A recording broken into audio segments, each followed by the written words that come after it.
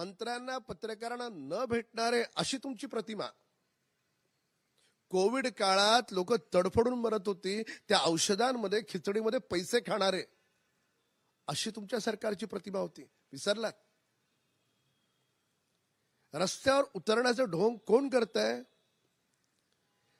ज्यांचं सरकार असताना पोलिसांच्या माध्यमातून 100 कोटीची वसुली, उद्योगपतींच्या घराच्या बाहेर जिलेटिनच्या कांड्या ठेवणारे हे आज आमच्या विरोधात आंदोलन करणार. कुठल्या तोंडाने करणार? कुठल्या तोंडाने करणार तुम्ही?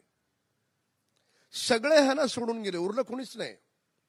उरलेले जे काही आहेत ते सोडून असली शिवसेना म्हणजे माननीय उपमुख्यमंत्री एकनाथ शिंदे साहेबांसोबत जातील म्हणून हा सगळा खटाटोप आहे.